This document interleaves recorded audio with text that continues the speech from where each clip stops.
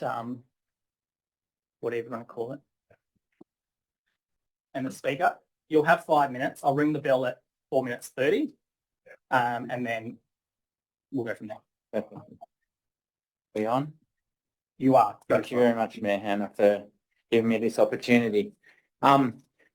So, truth and health, which are two things I think we all desire. And with these things, we can all thrive.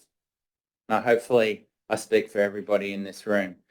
We're exposed to so many chemicals on a daily basis that are harming our health, and it's only increasing daily. Today, we're discussing just one of them, fluoride. While it's just one, and there's many others to discuss, it's important to start somewhere because every single chemical that we expose ourselves to and that we can remove from our bodies, the better we are. So on fluoride, I've got 7 points today. My first point is it's an industrial waste product from either the aluminium smelting industry or from the fertilizer industry. It's classified as toxic or hazardous. It's costing us money. The second point, it's costing us money to buy this toxic, hazardous industrial waste product to add to our water. And do you know, I don't know if you've thought about how much water gets used and how much gets drunk. So the idea is that we drink it.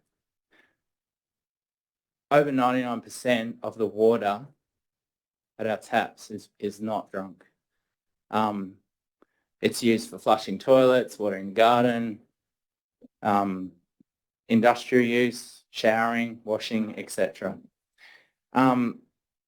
The cost, there's also a great cost in the purchasing of the plant and equipment to add the fluoride, and then the ongoing, I mean, that's already spent, but the ongoing maintenance costs are significant because it is such a corrosive product. Its effect on our teeth is not good, despite being the reason why it's in our water, because it causes, among other things, dental fluorosis, which causes, in minor cases, white spotting, and in severe cases, dark brown spots on our teeth. Its effect on our health is also not good, and there's lots of studies showing damage to our health, including fluorosis of the skeletal system, the bones, which is similar to what it's doing to our teeth, and that is basically creating brittle bones. So it's been shown that it's causing an IQ decrease, neurodegenerative disease, mental disorders.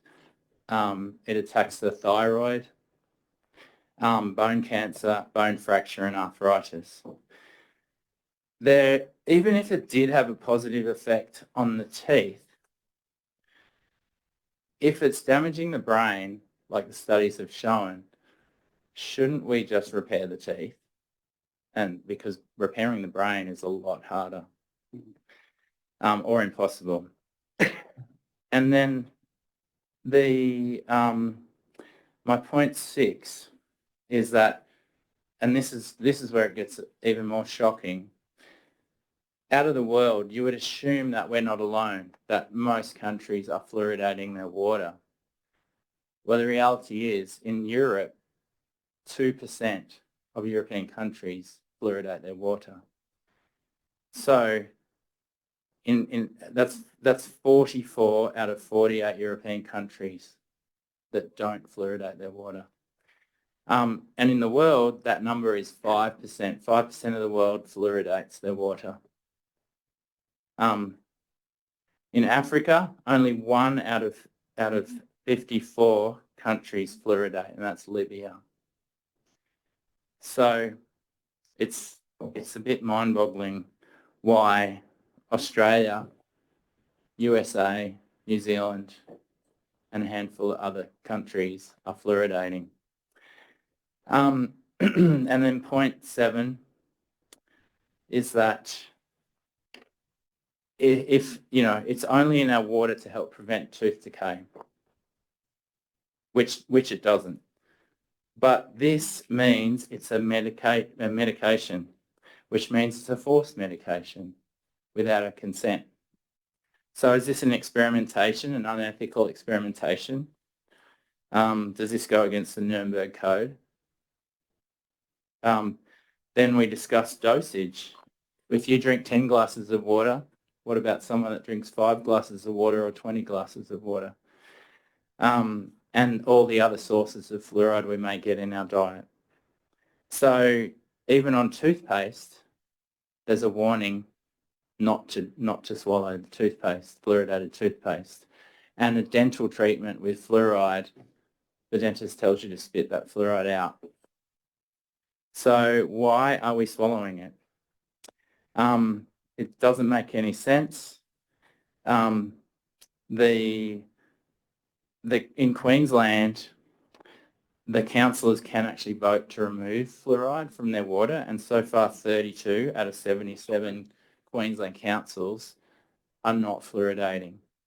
And in New South Wales, I think it's a different story, but I would really appreciate everyone to look into this to remove this from our water. Thank you. Thank you. Thank you, John. Appreciate it. Councillor Rhodes. Thanks so much, Tom, for that overview. I just read in the last couple of weeks that Utah has stopped their fluoridation. Do you know what that was, or on what basis that was? Yeah, it was actually banned in Utah. I guess they've come to the realisation that it's of exactly what I've just spoken through. It's banned in multiple European countries as well. So, and do you know how? Have you looked into how many of our water treatment plants have got fluoride in them in our region? Yeah. So Cooma, it's fluoridating. Jindabyne Town Centre, which is Leesville and Lakewood, is fluoridating. East Jindabyne, which feeds Berrydale's water, is fluoridating. And where was the last meeting? Bombala. I think Bombala. Used to, but doesn't. Oh, it doesn't. I think the news. That's what this is about, isn't it? Not the. I do have a spreadsheet of test results from the last 12 months. And I'm pretty sure Bombala's in it, but I can check that and get back. I'll ask the question to staff for you. Yeah, so great. you've got the accurate. Excellent. So Cooma is correct. Cooma, yes. Jindabyne is not doing it at the moment. We put a public notice out advising the public that Yes. that was the case. And I did know that. And Bombala isn't online. for It's not fluoridation online, at the moment. okay. So it's able to, but it is not on at the moment. It's, So- is that the, for us as the rest of the process, we want to go out to the community before we put Bombala back online under the new water plant, is that right or not? Big pardon, Councillor, what? Sorry? I thought, with Alison Gimbert presented to the council at the meeting in Bombala, that her position was that we should do a survey before we put fluoride onto the Bombala new waterwork. I don't think the old system could handle fluoride, could it, or not? So through the development of the new plant, fluoride is Yeah, no, it would be right now, Yep. yeah. if we were to, when we turn that on, if we would be notifying the public to give them time to be able to come across to, because some people are on fluoride tablets and there's different ways of doing it they like. So we would have to notify the public. So we've got a program of, we would do that as part of the requirement. But wasn't Alison Gimbert's presentation to say that she believes that council should put a proper survey out to see whether the community want to go on, back onto fluoride or not? Yeah, That's the motion. That's Yeah, what the yeah. motion is. And that's what I think that's a very good point. Just, Mr. Bird, just for clarification, so as far as you know, Mr. Goget, there's basically a decision could be made by someone in council to put the fluoride in without any reference back to the council to do that. Is that currently? It's an application under it's a long one. So the Public Water Supplies Act, we need to make an application to the state government. as there's a certificate there from the, I haven't got quite the date for Cooma, but you make an application and there's guidelines that you have to adhere to and dosages. So there is a process that has to be gone through. But is that process determined by council staff? I don't think this has come to council before, so is it? I'd have to have a look at the last, I'm not familiar with the last process of when that was before my time, but I can certainly look into that and what that process was. Yeah. And Tom, just in terms of the technical, just as you're talking about it, I thought it must be very hard to get the dosage right because that must also, do you know much about that technical part of the dosage you've got? I'm not exactly sure how the testing's done, but I think there's a daily, correct me if I'm wrong, but I think there's a daily check by council water staff. And then there's a weekly or monthly check that gets sent to a laboratory that's independent. So, and those tests are done, the weekly or monthly tests are done at right before the reservoirs, I think. So yeah, I as far as dosing this chemical, it's got to be a little bit tricky, and I've heard of plants being shut down in the past where it's been overdosing the water. So if that testing isn't done immediately, then how many people have drunk a chemical that is as I mentioned, is on the toothpaste labels of do not drink. So it is an issue. Thank you. Thank you. Councillor Thaler. Thank you for your presentation today. And have you heard any conversations around the community of difficulties with council testing the water levels in the Jindabyne or the East Jindabyne areas? I've heard recently there's a shortage of staff in water, and I do know that if water, water and wastewater come together, correct? So Hopefully not. No. Correct. No. I don't. No, it's under the same umbrella. Oh, sorry. Yes. Yeah. Sorry. I don't. Sorry. We're not drinking wastewater here. Yes, sorry. It's under the same department. Right. Yeah. So I would imagine that wastewater is a lot more critical to check if things are a bit short-staffed, and which means that there's the possibility of, if there is short staffing, the wastewater will be more critical to check, and the critical checks that need to be done on the drinking water might not be taking place. But that's a possibility as regularly. Yeah, oh no, I think there's, what my understanding of it is that it's a pretty stringent process on testing water through the system. They've got to meet, to go through the health department with tests. We've had that, I can remember for the old Monaro Council, and I think that I really think that they have to hold it a pretty stringent standard. That testing, I don't know. John, There's a reason it's turned off in Jindabyne at the moment, Bob. Oh, well,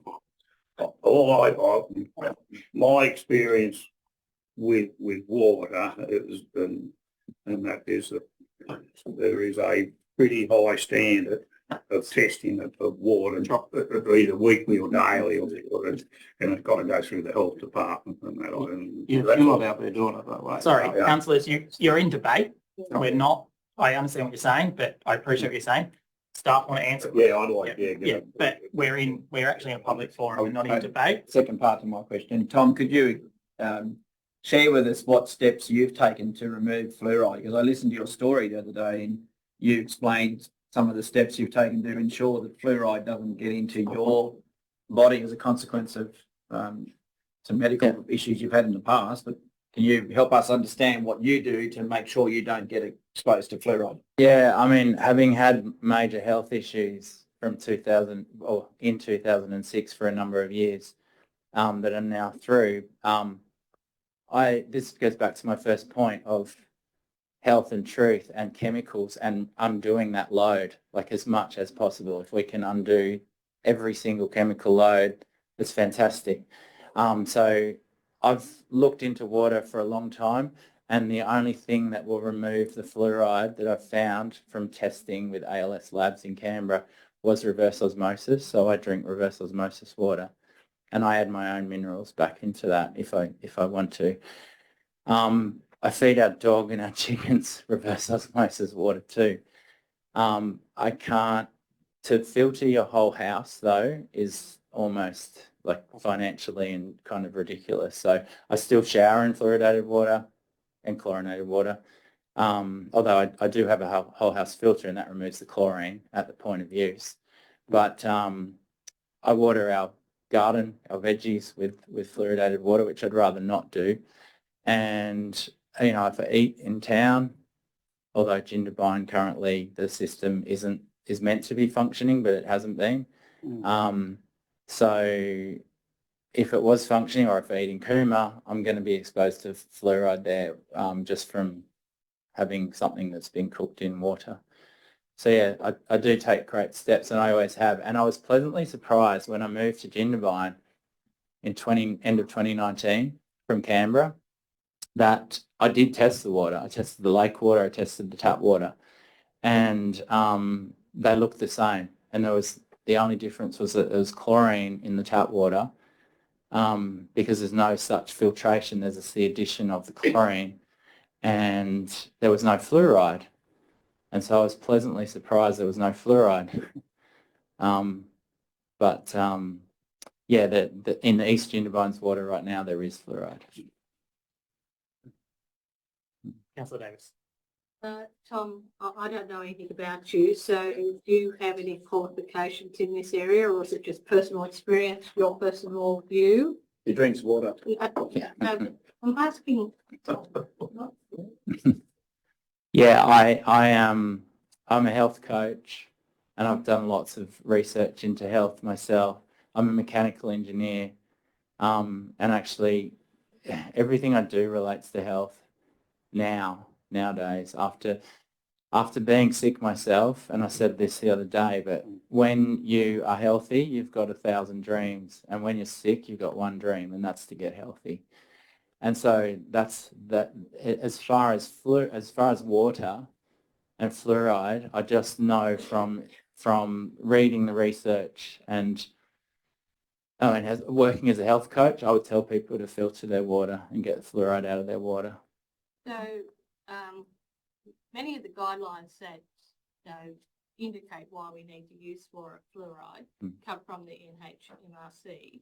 Have you actually contacted them in regard to your concerns, or because they have a big that they are probably the key body that indicates, well, this is actually 89% of the Australian population don't have access to fluoridated water, according to their statistics. So have you actually been in contact with them, and have they given you any feedback? Is that NHMRC, is that National? The National Health and Medical Research Council. Okay, no, I don't know anyone there. Thank you. Any further questions, Councillor Williamson? I had a question, but perhaps it's to the CEO. When we come to the actual motion. Yeah, Popped just in so we mind can get. just now, though.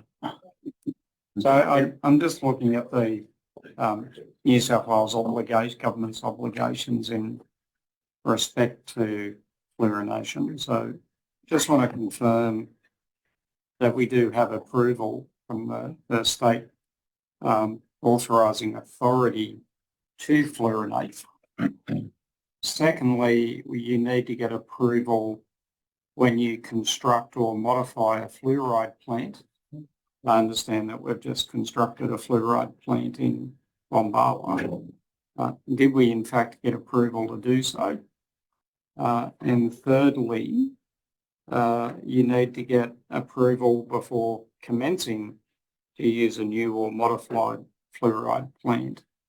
And sounds like the one in Jindabyne is getting modified and the one in Bombala is new.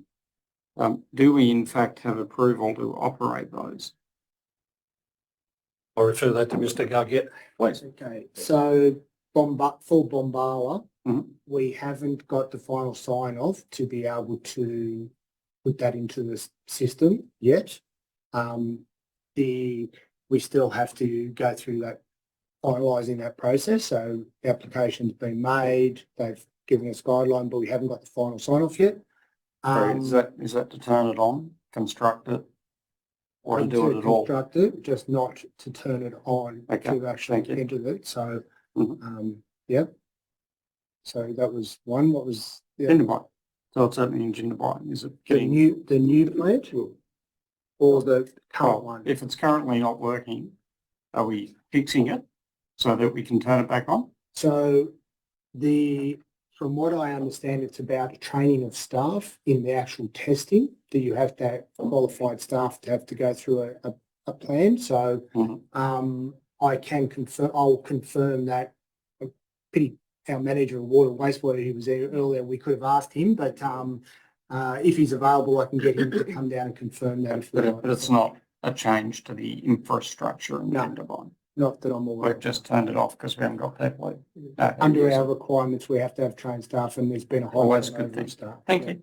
Thank you, Tom. Really appreciate your time. Thanks for giving me the opportunity. And also thank you for raising that as a motion, because it's been on my mind for a long time. And I actually, to Councillor Higgins' point, I didn't actually know who to talk to or where to go. Sorry. Davis. Davis, sorry. No, you're right. So thank you. Thank you. We've got a recent document out 2004, you may want to read it. 2004. Thank you. We'll reopen the meeting at 4:23. Mr Mayor, could I ask that motion be brought forward while it's in our minds and fresh and we can cover it? We can put it up as a motion, yes. Yeah, no, Can we wait till Chris? Can we do one more and then bring it forward? Oh, is Chris coming? Chris is on his way. Can we just do one more? Yeah. And then you can put up, proceed motion. Councillor Rose, 8.4. This is the one you're going to withdraw. Oh, thanks, Mr Mayor. This was a motion I put forward. I realised how difficult it was to get grants, and I put a motion up about getting a grant from the Disaster Relief Fund, which has just come out, but then it turns out it's closed. However, it's closed now, but I did speak to Phyllis Miller, who is the President of Local Government New South Wales, and she is going to make, she's going to actually approach the relevant political sources about the issue of trying to get money from the Disaster Relief Fund for our tank. So I think I'm very confident that Phyllis is going to do the right thing by us and get the $2.5 million. And I don't need this motion anymore, Mr Mayor. So withdrawing the motion? I'm withdrawing the motion. Thank you. I would like to foreshow a motion that she doesn't get the money, we withdraw from Local Government New South Wales. Thank you, Councillor Rose. Second. Is he so Councillor Thaler has got a procedural motion to bring forward. You do the transparency 8.5, but waiting. Oh no, because then I don't want him walking in and then waiting an hour. Okay. 8.20. What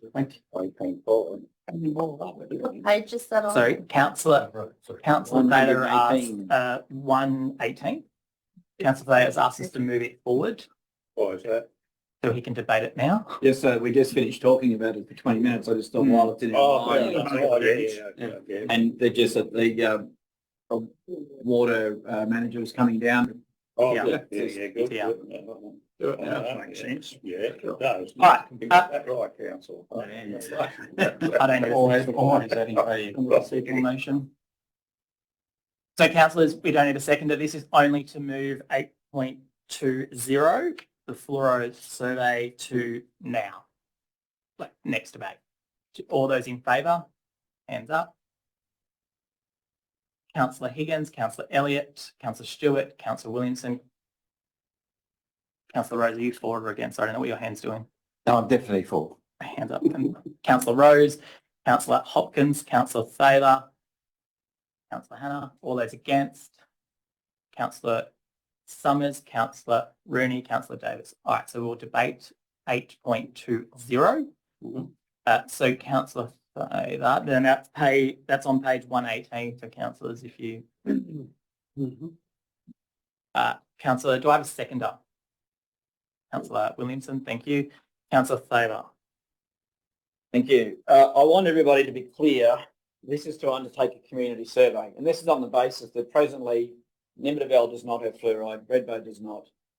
And I'm not sure about Adaminaby, but we can clarify in a minute. Bombala does not. Having read the legislation, having read the legislation, there are a lot of issues with regards to the Public Water Fluoridation Act. I think I've said it backwards. 1958. So it's old legislation. I can give you the history of fluoride. It goes back to about 1890, where there was some anomalies discovered in a population where their teeth went brown, but they had really good teeth and low cavities or caries in young children.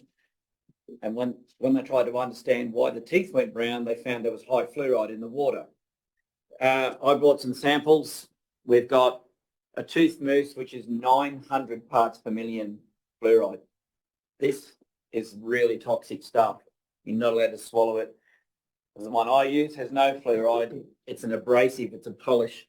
And this one here is the standard, and even the standard generic boring toothpaste says not to use, it's really tiny words, not to use for kids under 6 years of age and not to swallow it.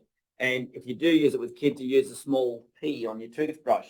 Having been a father of 5 kids and young twins, it's almost impossible to stop them swallowing it when they brush their teeth, and they think it's funny. So fluoride is a big problem. Now, when I was working in semiconductors and solar panels, we used a chemical called hydrofluoric acid, and this is what it looks like. And this amount of acid on your body, you die in 12 hours in the most excruciating pain imaginable.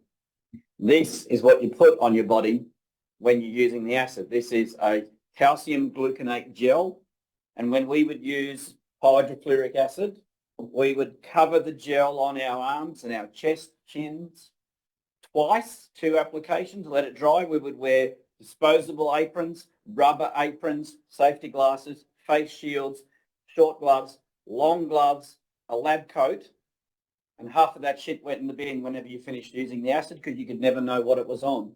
This stuff eats calcium, it eats your bones, and that's why it kills you. This is water, by the way.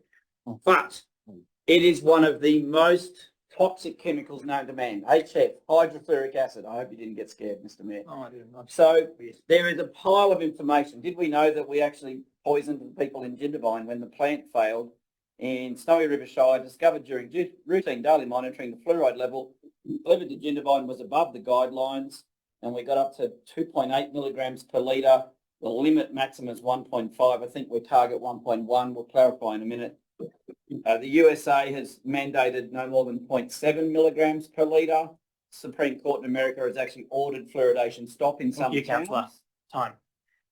Do I have someone speaking against the recommendation? Councillor Higgins. Well, this is really interesting, this motion, so I thought I would look into it. So I found a reliable source of information from the University of Melbourne. Basically I found the following things. The fluoride that's used in water treatment plants is not a waste product. It actually occurs naturally in some areas at higher levels than what is regulated for in Australia. So it can occur naturally at levels of 2 to 10 parts per million. And we have 50 years of evidence of using fluoride. It has been found to reduce tooth decay in children and adults and reducing the need for dental work, which many can't afford. So the NHMRC, so National Health Medical Research Council, has undertaken research and found that children and teenagers who live in areas with fluoride had 26 to 44% less tooth decay. So the current levels that are approved for use in Australia are 0.6 to 1.1 parts per million. And as we've heard here today, it's obviously highly regulated. And the NHMRC has also found that it's not at these levels it is not associated with any disease.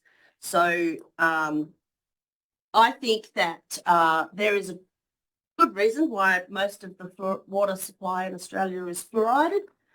I don't think we're in any danger, and I'm happy to just continue as per New South Wales government regulations. A question, Thank you. question, Chair. Yes. Through you, Chair, to the councillor. Could the councillor describe the chemical that you referred to in your research? The one that you... I would refer you back to the University of Melbourne study because I'm not a scientist. So I will just refer you back to the study done by the university. Second question, the study that you read didn't name the chemical that is used that's occurring naturally? It might have done, but I didn't write that down in my notes because I didn't feel that I was going to be cross-examined. Thank you. Council. This was just why I will not be supporting the motion. Thank you. Councillor Rose for the recommendation. Yes, thanks, Mr. Mayor. This is something we must support. There's been awareness, I think, as Thomas told us, I think there's been increasing awareness of hazards that we've accepted because someone has told them they're good for us. And it's interesting that just in the last few weeks, the Wall Street Journal has had a detailed expose about the story of fluoridation in North America. There's been a revolt against it. And the research cited since last August, the National Toxicology Program, which assesses potentially toxic chemicals to for the federal government, found the higher exposure to fluoride was associated with lower IQ in children based on a review of human health studies, and the higher exposures were roughly twice the recommended level in US water. A month later, a federal judge ruled that fluoride in the drinking water presents an unreasonable risk and ordered the EPA to take action. The judge says that his ruling does not conclude with certainty that fluoridated water is injurious, but it warrants a response. So I think, as Tom said to us, we've got a mandated story. Once it appears in the water, you're in difficulty because some people are taking a lot more water. Fortunately, I don't drink any water. I just drink Fanta, but I think I'm at low risk then because of that. There's also the issue of a recent study that's come out just in the last, it's the biggest study ever conducted, and it's called the Manchester Lotus Study. And it anonymised data on 17.8 million adults and adolescents who attended NHS dental practices in England between 2010 and 2020. So this is the largest study in the world, and it sort of takes over the story of anything that the NH and MRC are saying. The number and types of dental treatments received, the cost of those treatments, and basically the end of the story was that they found no compelling evidence that water fluoridation reduced any issues in terms of dental health, and also in the numbers of missing teeth between the fluoridated and the non-fluoridated groups were equal. The important thing about it is that fluoridation costs a lot of money. It costs us money, and so what we're doing is paying to kill ourselves. So it's really important. I think Councillor Thaler's motion, I'd make it stronger and say we just should throw fluoride out of our drinking water, but let's start at this point for a start anyway. So thank you. Thank you. Do I have someone speaking for the recommendation? Sorry, against recommendation? I'm happy to speak against it. I actually want to ask a question first, and that's through you, Mr. Mayor, to our Manager of Water and Wastewater. What is our current system around fluoridation of water? How long have we been doing it for? And have you actually had anything? A few questions. The fluoridation of different areas has come on and off at different times, I think, in the understanding. I could find there's an email on that today, but it's quite some time that they've been adding fluoride to Coomer's water. I think more recently, Jindabyne, Adaminaby, Jindabyne, and then even more recently, the Bombala water treatment plant does have the skid ready to turn on once the approval's given for that. So that it's come on and off in different stages in the area.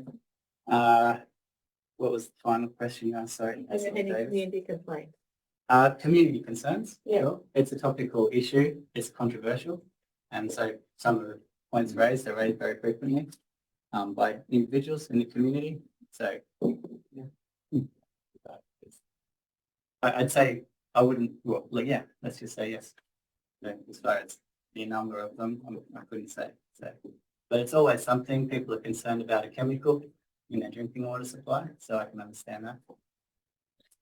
So while we're, without cutting off Councillor David, but while we're asking questions, I did ask in support and lead up information of the executive to provide data around the levels and things like that. But can we ask, is it Mr. Whitney? That's right. Yeah. Can we ask Mr. Whitney through you and Mr. Guggett, I asked earlier, what do we currently have as a fluoridation level, and what are the background levels of fluoride that occur naturally in the water sources that we draw from? So the set point for dosing for all our systems is at 1 milligram per litre, ppm. And in the natural raw water in our area, but they're all around between 0.08 to 0.04 milligrams per litre naturally occurring fluoride in our water sources. So very low traces, but as was brought out, that they do exist in groundwater and raw water sources. So not to the extent of some communities in Australia where it's 10, 12, 14, those kinds of things. So yeah. And what is the actual chemical that we use to provide the fluoride into our water? It's the sodium fluoride, sodium something's. When you asked the question, I had to refresh myself because there's three. It's the white powder one. Yeah, so there's three sources. So sodium fluoride, sodium fluorosilicate, and fluorosilicic acid, I think, is the main three components of it. And what is the rough cost to our water plants for this every year?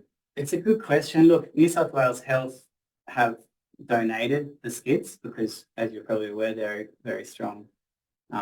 Their strong recommendation is for local governments in New South Wales particularly, but across Australia to implement fluoride dosing. So the skids have been grant funded to the areas, the ones I've been aware of. The ongoing costs of fluoride, I don't have those numbers for you, but look, Jindabyne probably uses 2 to 3 kilograms a month of fluoride, but I have to get those figures to you, and that same with Cooma in those areas. So, but I don't have that on me. So, a question: did I hear you right? Did you say that the New South Wales Health Agency gave strong recommendation to councils to fluoridate their water? that's correct.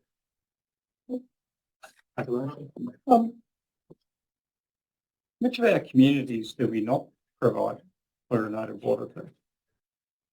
At present, the smaller townships like Bredbow, Niminabel, Delegate, Bombala,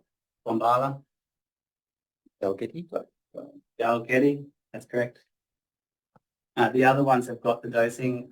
There are a number of them that come on and off depending on staffing and technical issues. So at any one time, we put in a Form 1 to New South Wales Health to notify them if it's dosing or not. So, yeah. Has there been, like, I appreciate we're building a new plant in Bombala. Have we brought other communities into scope over time? Or have they all been, has it just been those communities getting dosed for like 50 years? And look, I've only been in this area for around 3 or 4 years myself, so I can't really give too much background. I have found some of the background information on it, on Cooma. Jindabyne more recently got new dosing equipment within the last 5 to 6 years, as far as I'm aware. But they did have something before that, as far as I know. but the reason I'm asking is if New South Wales Health think it's an important thing to do. I don't recall having a conversation about increasing our coverage of fluorinated water across the Shire. So right now we seem to have some communities that get it and others that don't. And that's kind of like a 2-tier model, right? So I'm just trying to understand whether there's planning in place to do more. The teeth in people in Jindabyne better than the ones in Bredbow. Well, it's a good question. I suppose, look, it's probably a bit out of my realm, but it depends on the levels of treatment and everything. You could say the same thing about levels of treatment of water across the region. There's no intention there, but you give the best quality where possible to the community. So as things develop, new plants get slated for different areas and different treatment methods as well as fluoridation. But that's more a comment than a. Okay, thank you. Statement. Councillor Summers. You mentioned New South Wales Health makes strong recommendations. Is there any regulatory requirement for us to use fluoride, or is it considered best practice to do so? It's a good question. I talked to somebody from New South Wales Health today, and it's considered best practice. He did say if the council was to ask to turn off an existing system, then there is somebody in the New South Wales Health that is required to approve that. Said it would be the New South Wales Secretary of Health that would have to make that call, yes or no. But that's for a system that's already running, which is interesting. But look, I'm just relaying that information. It's interesting advice because it doesn't appear in the regulations. Yeah, well, that's what I was verbally told today. So, yeah. So It's very clear you have to apply to turn it on. Yeah, you definitely do. There doesn't appear to be anything about turning it off. Not allowed to turn it off. The actual registration, the legislation and the regulation prevent you turning it off. You have to actually apply to turn it off if there's a mechanical failure. That's my reading of the Act. So once it's on, unless there's a mechanical problem or then you can get a dispensation to leave it on. Yeah, just to comment on it, we can, if there's a technical problem or for whatever reason, yes, we can not even apply. It's a more informed, say this is off. But if you intend to turn off long term or for other reasons besides the technical issue, that's the advice I was given today. So, yeah, interesting. Another question. Yeah, Councillor Stewart, how you sound? Oh, no, you go, and then I'll go. Better give him a go. He hasn't that much of a go. Oh. Summarise up. Of the water that we treat and supply, is there any knowledge about how much or how small is the percentage of water that is ingested from all the fresh water that we treat and supply? And it's a phenomenally large amount of water, right? We'd measure it in the thousands of tons. How much is ingested or drunk by people? Is there any study or bare knowledge? No, we treat about 7.5 megs of water a day, and we treat about 5 megs a day through our sewage treatment plants. So that gives an indication of what water goes on gardens and elsewhere. As far as how much a human drinks a day from our taps, you know, we know how many litres of water a person drinks. Sorry, how much was the sewer? I didn't make Around 5 on average, you know. So as far as how much we ingest, it's only a matter, and is that water that people buy from the shop, or is it coming from the tap? What's an average house consumption of water? So like Look, 200 to 200 litres per person per day if they're not too frugal with their water. But you'd have no idea if people are drinking rainwater from their rainwater tanks. Any further questions? Oh, Yeah, yes. Oh, sorry, And probably with John, we've had a request from a local resident down Bombala now with this, it's out of my realm this, but I want to try to follow it for a survey before we start the fluorinate of water down there again. Can we go down that path before, or what's the process? But I have to bring a notice of motion or bring something into council to say, put to vote on that we have a survey in Bombala. I thought that was for the whole area. this is for the whole area, and this is to disconnect. It's not to do a survey that is set up on Bala. So what Councillor Stewart is saying, Yeah. it's not your, well, sorry, I want you to ask that. Yeah, ask whether I live in the survey. Yeah, look, that's all I was sort of, it's because we're headed into a new plant down there and in the community. We've got the option. Could we get something, I don't know, to get the information from the community down there to see what their views were on whether they believe it could be better for the Bombala community. I'm only putting it on the Bombala water supply community to see whether we could get any indication. I'm not envisioning to spend 10 or 15,000 dollars on this sort of thing. I just thought there could be something to go out to the community to say, look, we've got the treatment plant will be open and functioning in May or whenever. We can bring water will be on. There's an issue, there's some concerns over whether we go back into fluoridation or we stay out. And then we could get a bit of information to see what the average person down there would prefer to have their water fluoride or not. I don't know whether we can do something like that. So, look, I'll answer on the technical because that's my realm. Yeah. The technical process of putting on fluoridation is basically we get all the approvals from health and all the ticks and balances performed. They come and inspect the site, say, yep, it's ready to go. Form 1 gets submitted. Form 5, all these different legislative things. We get that back. So we're in the process of that on the technical front right now.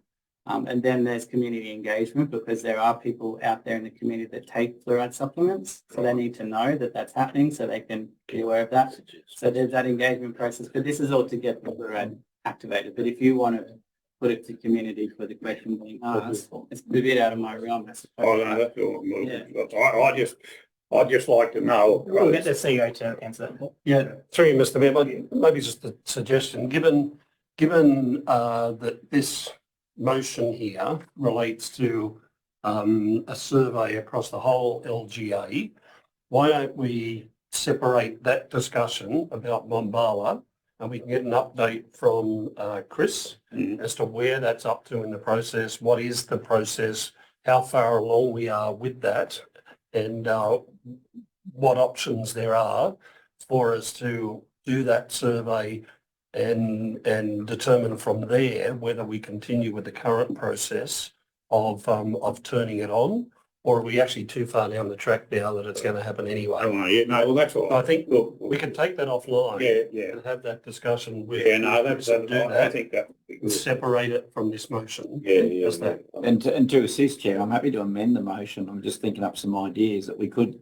actually amend it, that we do in each water supply area on a basis. We can ask the community in each, so we could ask Bombala and we could ask Jindabyne and we could ask Adaminaby, and that way they have the chance, the people that are in the system, because where this goes, is, the question has been asked to me, how do we do this survey? And I said, well, the problem is if you survey Adaminaby, half the people are on tank water, half the people are on town water, or 2/3 might be on tank and 1/3 are on town. So I'm happy to amend this. Okay. What's your words? I can take community-based. So A water supply area based survey. I'm trying to think of the best way to say that. What do you call it? Water supply area. Receiving A water catchment. That's expensive. Yeah. Would we have Yeah, to where take the that fund- out of the water fund? I think what Councillor Stewart wants to do is different to this. The only thing I'm saying, because of the situation down there now, we've just got this new plant's ready to be Yeah, and we're happy to commissioned. We can do that separately. And and that's why I just thought if there's, and because of that concern from the local resident that presented the saying that we should be supporting, so way out of my field, I can tell you. I'm just thinking, well, we should probably try to get some information out to the community to say, look, with the new plants coming on board, it's going to be refined. That water's going to be terrific down there. We're going through that plant that the community's going to get there. And do you want to have it fluoride or do you or not, because there must be issues. Look, I don't know anything about it, but there must be issues around fluoridation. Yeah, we just do that as part of the process for fully commissioning this new plant. Yeah, that's what I was thinking, and keep it separate to the other areas, because Coomer's already in and Jindabyne's in when they've got operators and all that. This is just because of this new plant being commissioned. Well, I could add 3, which is to a discrete survey in Bombala ahead of re-establishing. Councillor Rose, did you have something to say? Yes, I was going to just suggest an amendment to because I think the crucial thing, the amendment was really on the basis that the Bombala, as Councillor Stewart said, the Bombala issue has come up we've been spoken to about them. Well, it's just that presentation Yes, by so I think Alison last it would week, be which simple probably as was just a right. test case to do, just to restrict the survey in the first place, councillor Thaler, to Bombala. Yeah, that's what I. So, because that would give us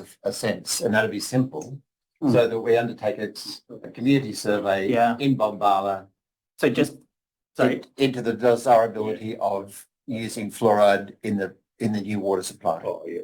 the big, oh, sorry, Mr. Mayor, but we've already agreed, we'll just do that as part of the process for commissioning the plant. Yeah. We don't need a resolution to get on with that. Right, okay, no, that's good. all right, we're up to against. Councillor, any councillors want to talk against? Oh, sorry. Councillor Davis was talking against before. Are you happy with that up there, or are you going to change? What do you, I need words. I'm looking at it. I was happy to add 3 to make an actual resolution of the council, a discrete survey in Bombala ahead of commissioning the new plant. If it doesn't get up and it doesn't Can't have happen. a discreet one, you've got to have a survey. That's what, but it is of Bombala people. Yeah, yes, well, So if, but I think, look, I'm very comfortable. yeah, because if this, just to be with the clear, general manager giving us the undertaking that they're going to do that process as part of the opening of the new water plant, I'm comfortable with that. I still think there's utility in having a community survey into discontinuing or continuing. yeah, okay, so let's explain the motion. But it's on top of what we do in Bombala. So we do Yes, something in yes, Bombala. yes, that is correct. And we can Yeah. still leave this for the Yes. community to give the community. 100%. Yes. Councillor Davis, against, you were talking a minute ago and then you asked questions. So are you still against? I'm still against. Okay, you're 3 minutes. According to the NH and MRC guidelines, fluoridation of water supplies is a public health decision. It doesn't need to have a community survey, etc. However, I do acknowledge that some people are really concerned about chemicals in their water system. It's easier for them to opt out than for the whole community to decide to opt in, which is the current. There's lots of filtration systems if people are really, really concerned. I live out of town. I don't have fluoridated water, and we deal with that in other ways. However, this is a public health decision. New South Wales Health have considered it an important public health addition to our wider community systems to keep communities healthy, especially around dental health. In regard to Bombala, I have no issue with the fact that the community have a survey. However, I want it to be in context that it is a recommendation from New South Wales Health that water supplies are fluoridated. Yeah. So they actually have a balanced understanding of what are the guidelines. Because without that, we really struggle to give communities really good information. So in light of the fact that we do have national guidelines, national research and review of fluoridated water, and the fact that whilst I acknowledge that some people do have a very big sensitivity and illnesses related to chemicals of all sorts, we all live in a chemical environment whether we like it or not. It's how we actually work individually to keep ourselves healthy. The recommendations in the NH and MRC guidelines are, if you're really concerned about it, you can, and you live on a fluoridated water supply, you can opt out by putting filtration systems on or choosing not to drink that water. And at this stage, I would think to do a broader community survey would be really, really difficult. With Bombala, it will be much easier because it's about, do we actually add it? But the fact that the community need to be informed that it is a public health recommendation that we do have fluoride in the water, especially with a brand new water plant that can actually clearly make sure that the dosages are corrected and we have all the systems to ensure that people are not overdosed. That's really, really important. Thank you. Councillor Rose, apologise, Councillor Thaler, reply. There's a couple of issues, and I thank Councillor Davis for telling us about the National Health Guidelines. I was told to go and get vaccinated for COVID because it was going to be good for me, and I didn't.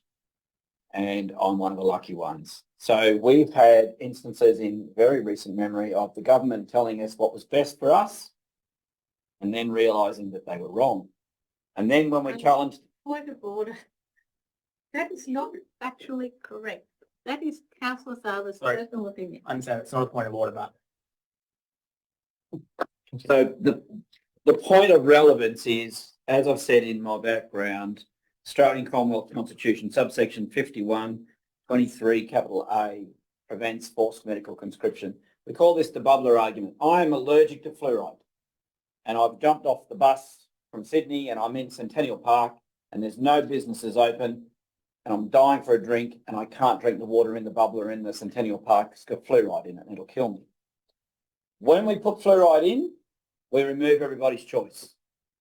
If people need fluoride, you can get it from toothpaste. Hell, you can have this stuff. I'll give it to you.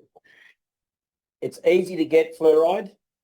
It's almost impossible to keep it out. As Tom said, he goes into Kuma and buys a dinner.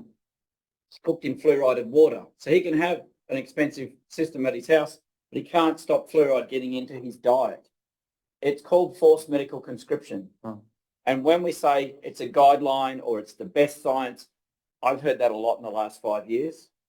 And I stood against that. And I've been proven correct, to the point that when the government is challenged now about, you made us do it, I said, no, it was never mandatory. It was always optional. It was never mandatory. They've changed the narrative. I don't agree with the health advice.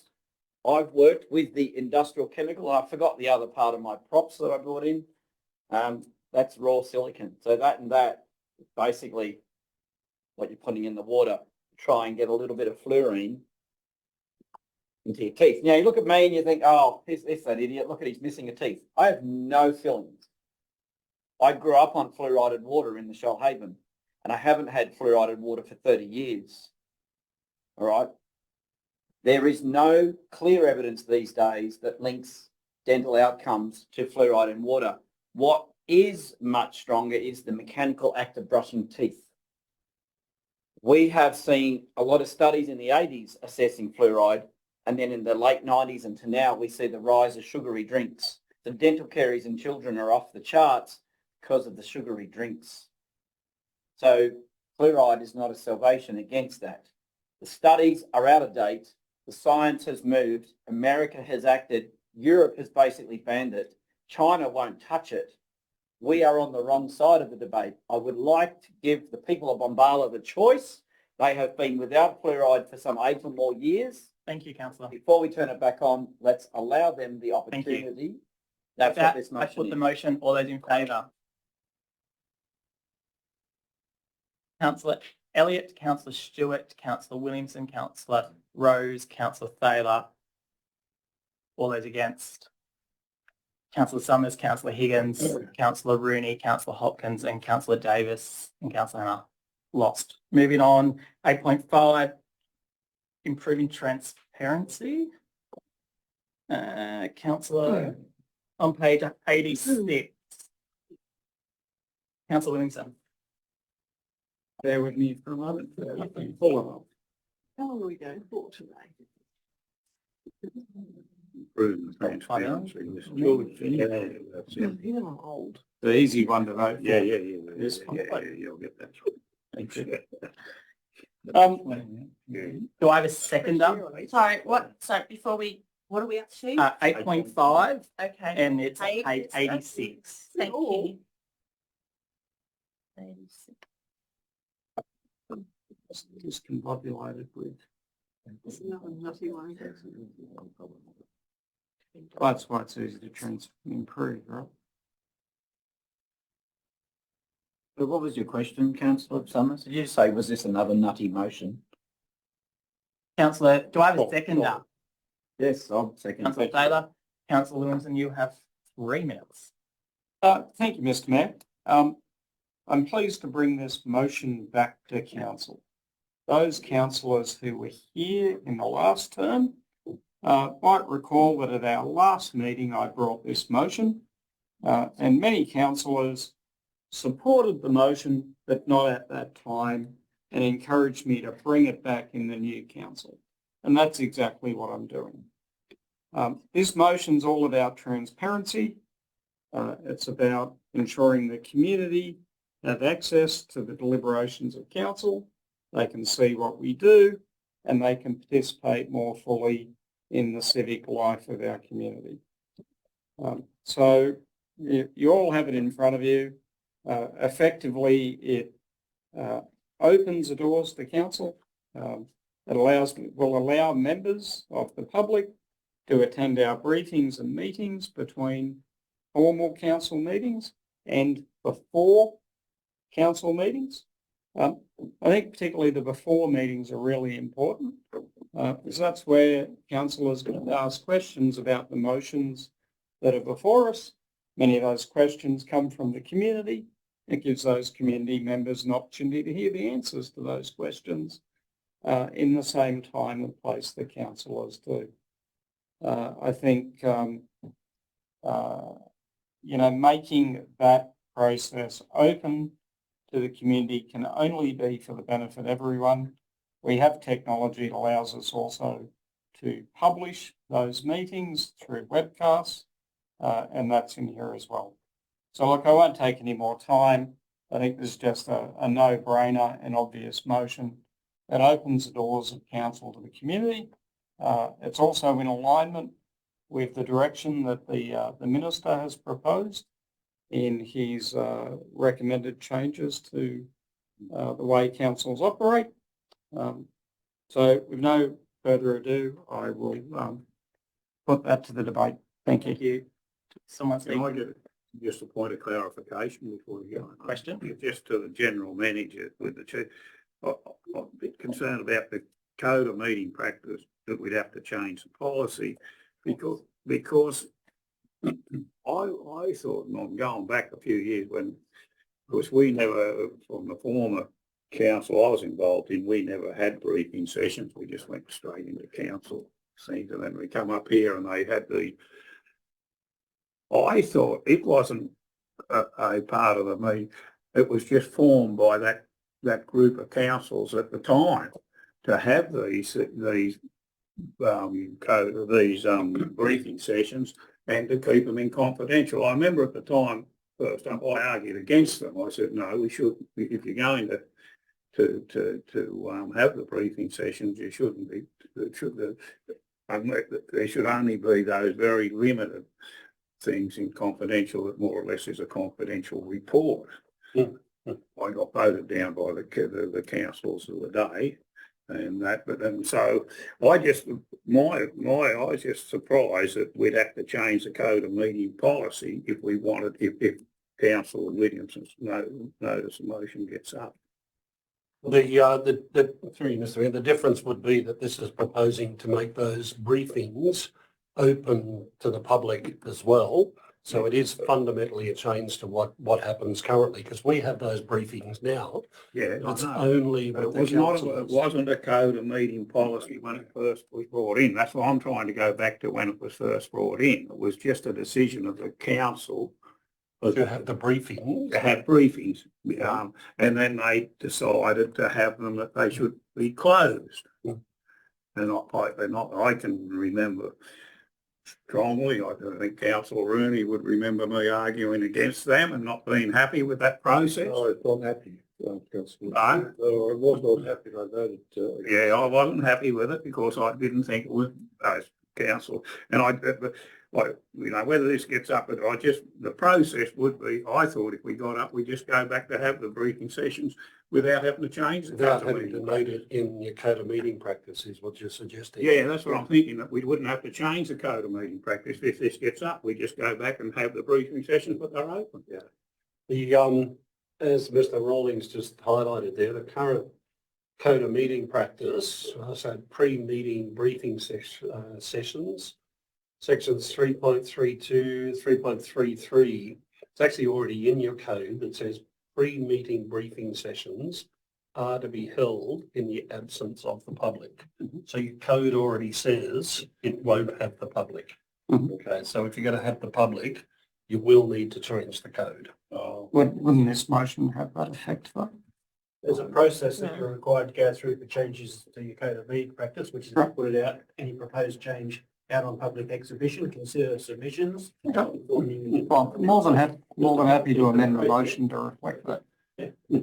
I have a question in relation to the proposed new draft model code of meeting practice, because when that is finalised, which I think is shortly, that will impel us to change our code of meeting practice, I suspect, and go out for consultation. So I think Councillor Williamson might have another case of mistiming here, because we wouldn't want to do that twice. Always good time for transparency. But what you could do, what I could suggest is that these issues be deferred and considered when that is handed down, so that we only have to go through that process once, is my suggestion. Councillor Rose, Are are you talking, or you asked a question? I'm just going to ask a question to the CEO. I take Councillor Summers' point, it's a very good one. And I suppose I was just looking to see if our very experienced interim CEO could give us his view about, I mean, you can see the intention here is to actually improve transparency and make the pre-meeting sessions open. Councillor Summers has suggested that we actually defer this until the code of meeting practice comes in. Do we have any understanding when those when was happening? In terms of, through Mr. Mayor, in terms of timing, no, I don't have any insight to that. I do note there was a general managers forum discussion today, and I was just seeing some of the topics that were coming on while we were in the session earlier this morning. There's still questions about it in terms of the timing. There's no indication from the Office of Local Government or the Minister's Office when that's coming out yet. But I do take Councillor Summers' point that to do this, you're going to have to amend your code of meeting practice anyway. You're going to have to do it when the model code comes out. How soon that is, we don't know. So under this proposal, you're going to have to do that twice in a short period of time. Can you just clarify? I think Mr. Rawlings said that to actually, if this was successful, we'd have to go out to the community in some way to say the model code of conduct was being changed. So that, and then that was then wait for feedback and then see what feedback came in. And okay. Can I? So that's sorry, Mr. Mayor, that's a normal process. You put it out for 28 days exhibition. So by the time this meeting, exhibition, review the submissions, report back to council, you're probably looking at a 3-month period anyhow at best. Will you get the model code revised from the minister within that 3 months? Possibly. Can I ask? There's a couple of things in the code of meeting practice that I think needs to be changed anyway, and I was going to, eventually get it reviewed. Is it worth adding a point to say review the code of meeting practice where these be added, so I get what you're saying, but I think there's other things that need to be reviewed in the code of meeting practice too, or added or taken off. So I'm just trying to think, can we do a whole thing, go to the community once instead of picking and choosing little bits? Yep. Does that make sense? I think that's what I was trying to say. And I think the significant thing is that the code of meeting practice is going to radically change. Yeah, that's what I'm worried about. So we need to do it after the radical change. Yeah, so do we just defer? Yeah, I hear what you're saying. So do we defer this, or do we move a motion to review the whole code of meeting practice? What's the I add in this also part of it or something like that. Taking consideration. I don't know. We're in debate. Well, yeah, that's what I'm trying to get. If you'd like to go under committee, I'm happy to go under committee. Suggest that. Or if you'd like to propose an amendment, I'm happy to consider. It's got 50 minutes. Well, I'd like to propose an amendment. Yeah, thank you. Right. I'm hoping I can help. Sure. So the first sentence gets changed to be that council review the code of meeting practice when... Sorry, can I just... Yes. I'm going to say no, because I'm happy to review the code of meeting practice, but that is not the sole intent of this motion. What I was going to say is, and ensure we include the following. No, because I think we need to open our briefings to the community. So I'm happy we can leave it as is and create a new point addressing that, because there are two sorts of briefings. There's the ones that we have immediately before our meeting, which are referenced in the code of meeting practice. The other briefings we have are not referenced in the code of meeting practice. For the workshops. Indeed, yes. But it's proscribed currently. Well, currently it says that you will have your pre-meeting briefing sessions in the absence of the public. That's very clear in the current code. But that relates to the meeting pre to the actual council meeting. Doesn't relate to Allowing one members of of the the other public to days. attend briefings and meetings of council. I'll second councillor Hopkins' amendment. You can't, because I haven't accepted it yet. I know, sorry.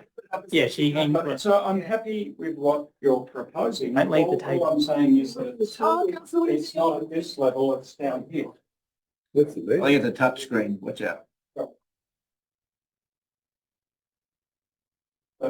So if you want to add another motion, another part here, which, maybe that's a 1 and this is 2. Councillor Williamson, I'm sorry, I would have to probably move an amendment a little bit differently, because if what you're suggesting is something that we all approve today, that would mean that the sort of tomorrow's meetings will be open. And what I'm hoping is that we can't do that until the code of meeting practices I'm change. happy, Go through the code of I law. would be happy to take the piece regarding proceeding the ordinary and extraordinary meetings and move that down. So review the code of meeting practice, including that, but if Mayor Hannah has other items to add in, then that's fine. But I don't want to lose We're trying to get a motion. the opening of our normal briefings to the public. What's a normal briefing? We're not the Well, the one we had last Thursday. On the Thursday. Yes. Workshops, well, that doesn't say workshops. Well, the intent's quite clear. Gatherings of councillors and others. May I ask a question before I try and work out what my amendment is? Sure. Allowing members of the public to, now I appreciate we're sort of splitting hairs here. Are members of the public participating in the meetings or observing the meeting? Observing. Okay, because we're allowing them to attend the meeting, which means that this is right. So there are so many splitting hairs things that we need to clarify, because according to this, they're attending the meeting, so therefore they're part of the meeting. Exactly, but that's what we're going to be saying Are they here. allowed to clap? That's participating. Sorry, councillor, you're still in debate. I need to work out, are you putting a foreshadow, are you putting an amendment? Foreshadow a motion then, because I think the Foreshadow. amendment is too complicated. No, To attend other briefing meetings of council. I'd like to amend the motion though. Okay, well, I need words. Okay, so it's been really. Have a look. Oh, yeah, by the Jesus I say, again. What a number one. Thank you. Very expensive. Okay, number 2 down here. Yep. Okay, that council review, it's adopted code of meeting practice. 2.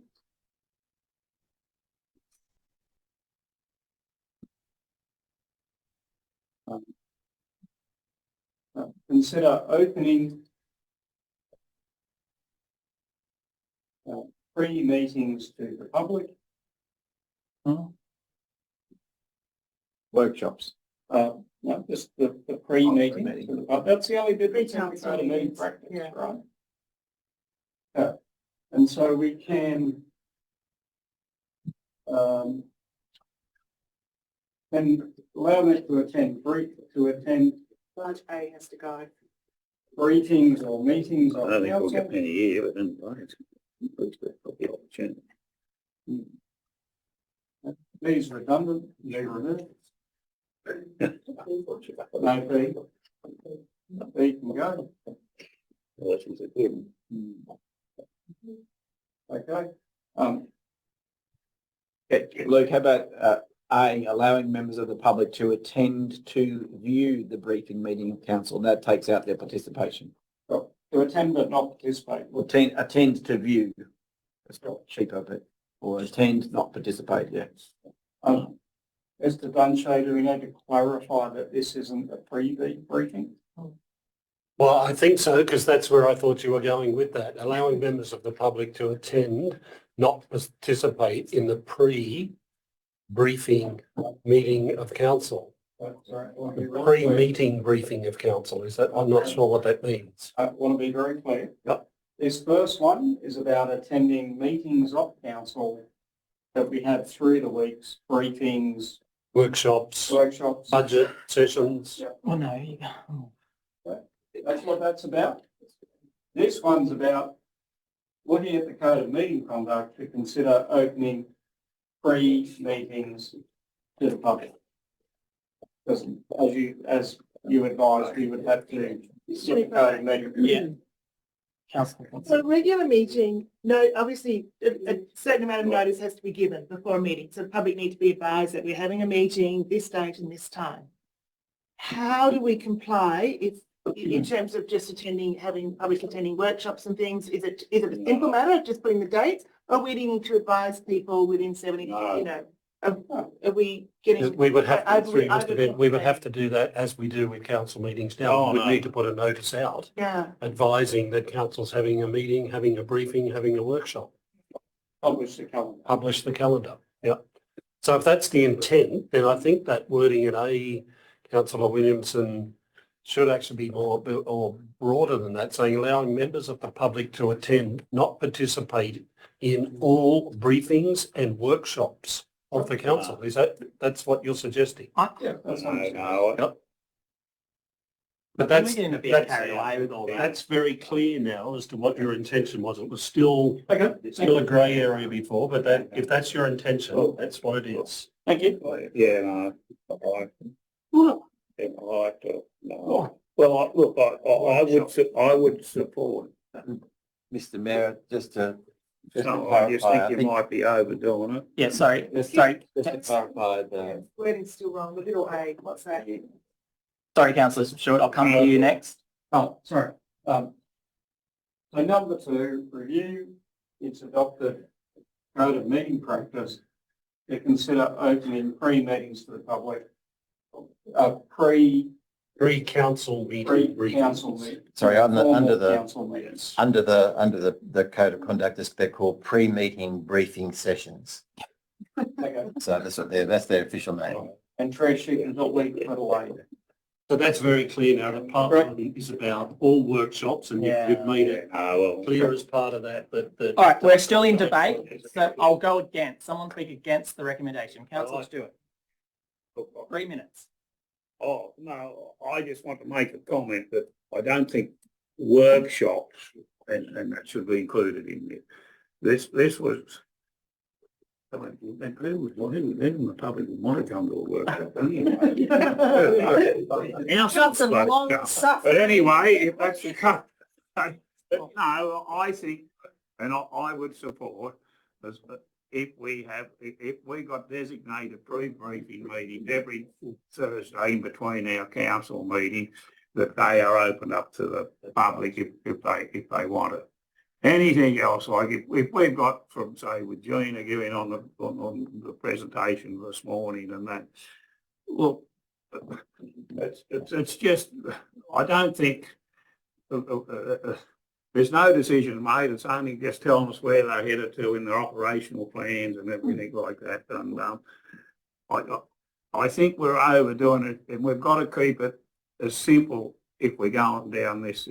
We have a council meeting once a month. We have a briefing session every second Thursday, or the Thursday in between that month. Open those two up to the public, and they want to go on the Zoom if they want to do those. Anything else, I don't believe there should be. It should be if Gina or Waterfalls want to bring in give us a briefing on the situation and that through their department, and to say where they're taking us to, that shouldn't have to go open to the public. Councillor Stewart, I'm open to hear your amendment. So how would you amend it? Well, to just make that so- it's easy. It'd be pretty easy. That we open the briefing sessions, the monthly briefing sessions to the public. The one before the council. Yeah. Well, a monthly briefing session. Yeah. We have a monthly council meeting and we have a monthly briefing session. So not on the day of the council meetings, referring to the ones that are done on The Thursday, every second Thursday. Every, so, sorry, councillors, I just want to clarify, Councillor Stewart, you have one meeting at the beginning of the month, the first Thursday of the month. Yeah, That's the briefing. a briefing, Yeah, and then that's open. workshop, and then you have a pre-briefing to the council meeting, but then you're saying everything else not to. No, it shouldn't. That's It not- was that's too not- much. that's not what this motion says. Administration work and everything in it. No, that's silly. Because we don't want water or road fellas coming down here to address the public. They give them the councils the information and that, no decision. It's silly that. So I'm happy to change it to be the scheduled briefings of councillors. Would that satisfy? What was that? They're all scheduled. They're all scheduled. Sorry.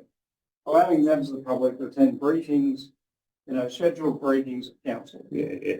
Would that? I think it's would that be just, it's only for that, we've got. It's the same thing.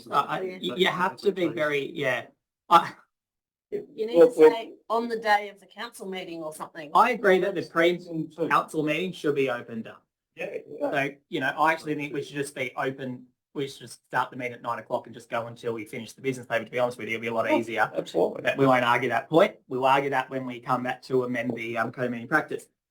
What that says is not what Councillor Stewart's asking for. Councillor Summers, question. Clarification, this still, Oh, this still requires, the code of conduct to be amended and to go Code of through meeting that. practice. Sorry, code of Meeting meeting practice. practice to be amended. And we will still need to do the same thing when the ministerial one comes through. So it's still going to create a conundrum of having two going out to the community in possibly a period of 3 or 6 months. So I don't think that's good. Just to clarify, I don't believe item 1 requires the code of meeting practice to be changed. Item 2 does. Correct. Right. So Raleigh would take the code of meeting practice out once, assuming that the minister's changes come through shortly. Because the briefings and workshops are not meetings of They're not, council. they're not precluded. All you're saying is for those workshops. They're the ones that open. Councillor Stewart doesn't want to have included. I'm No, sorry. he's okay with that. We just change it. Just to clarify though, yes, we will be going out twice because we will be going out once for point 2. And then when the new ministerials code we'll be going out with that one because it's. If the new ministerial one comes out next week, we wouldn't be. We'd do it at the same time, wouldn't we? I don't think that's likely at this stage. It won't be out for bloody months. But if it's going to be months and months, then we should go out twice. Yeah, I'm just indicating, I think. I don't think we should go out for one change. There's a lot of things we could Well, potentially that's change. why. Why don't we write to the minister and ask him when he's making the occasion, then we'll be. Sorry, councillors, councillors, we go. Hold this Sorry. decision back for. Councillors, we are up to for the recommendation for. We're on the Sorry. IO, so we're already there. Yeah. Or a workshop on the code of meeting practice, Not following or what? on a workshop or something. Because there is some changes need to be made. I don't know how you add that in. The council do a workshop on the code of meeting practice. You could add that as a third point. Third point. The decision that you do want to do the pre-briefing, but also then have a workshop on other matters. Yeah. that you want to Have with that? That would be fun. All right, are we for the recommendation? Anyone want to talk for the recommendation? I will talk for it. Thank you, Councillor Thaler. 3 minutes. It might be in your mind that some people, that you can't contemplate what kind of people would like to come and watch these briefings and what have you. But it's on our right to judge what people are interested in doing. If somebody wants to come and watch a briefing, or there might be a specific area to be discussed that they are interested in, the idea is not to keep them out.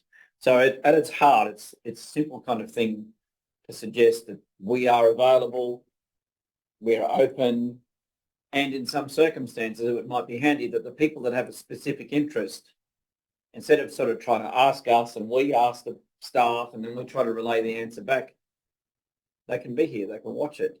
You can engage with them in the chairs in the gallery here. The opportunity is for us to be more available let people know when we're here, when we're meeting, and you can come and watch. There's nothing going to be lost and only things to be gained by allowing people to come in and see the business. Maybe someone's going to be motivated to run for council by seeing how it works. So that's the whole point. I ran, Mr. Williamson ran, Mr. Rose ran. We all had interests. Something drove us to come and do this, give up our time. So let's not underestimate the level of interest in the community. So the opportunity is simple. I accept that we're waiting for a new code of meeting practice. It might come soon, it might come a bit later, but it's not hard to open the doors. Let's let the people come in. Thank you. Someone speaking against? Councillor Davis. It's been well discussed in this debate that we do have a new code of meeting practice coming out by the Minister. One of the things that I know the community really dislikes is being too many documents coming out for consultation. We're going to have a stack of documents coming out in the next 3 months to be consulted with the community that are really important. That is the operational plan and the delivery plan and a number of other issues that will be coming up. If we're going to go out to the community twice, they're going to say, how stupid are you? Why didn't you just wait once? What I'd like to see is the councillors actually turn up to the briefings and the workshops. That'd be really good. So that we're all informed and we're not asking a whole lot of questions in the council meeting because we haven't actually been here to actually hear the briefings or hear the information. So let's do it once. Let's do it well, and the Minister will be putting out his new draft or the next version of the Code of Meeting Practice, and it will cause lots of debate in the community. It will cause lots of debate with us about how we're going to manage that. But let's do it once. Let's devote good time to it. This is preempting a process that we're going to have to go out for community consultation and actually seek feedback. And the community really like us to be efficient and effective. And this is not being efficient and effective. Thank you. Thank you. Just a clarification on the councillor's point that she said that councillors come to the briefing session. But what I've seen, there's quite a few councillors coming up there. Because they might be on Zoom. I've been on Zoom. I'm a Zoom bloke now.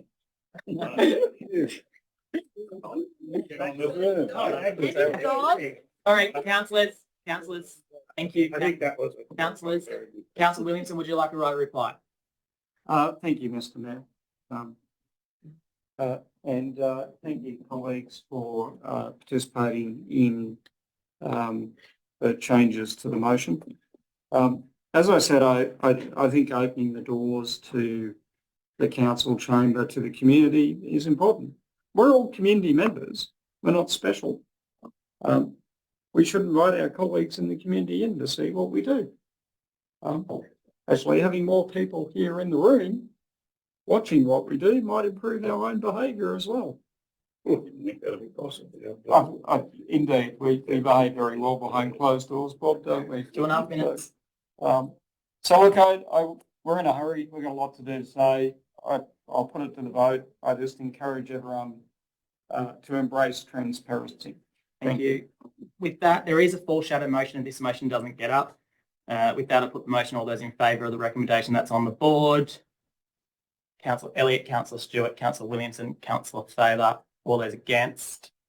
Councillor Summers, Councillor Higgins, Councillor Rooney, Councillor Hopkins and Councillor Davis, Councillor Hannah. The motion has been lost. Now the foreshadow motion from Councillor Hopkins. Oh, Councillor Hopkins. There's no more transparency. The foreshadowed motion is to review council's code of meeting practice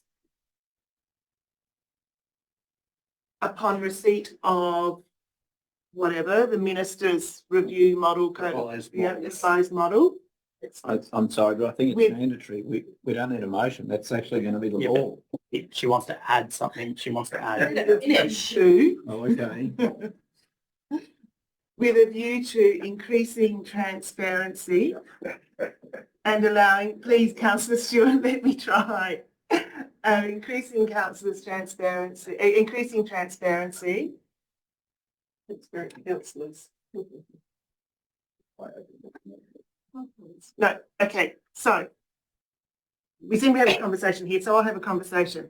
My concern is this is a can of worms and we haven't thought it through in terms of you yourself, Councillor Thaler, were talking about allowing people to engage in the discussion. This is, and we said this is dangerous and that wouldn't be the case. So we ourselves have not thought it through. So back to the foreshadow, the wording of the foreshadowed motion. Review the code of meeting practice. The council review. The code of meeting practice upon receipt of, where do we have that? Upon receipt of the model, What proposed? The proposed code of meeting practice. Yeah. We'll see. that's a new, it's a new one coming, yeah.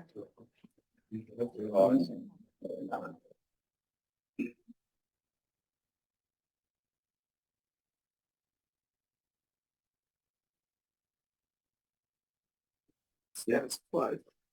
It's actually going to be 1 and 2, that council, and it's, my apologies, that council, and then A, review the code of meeting practice.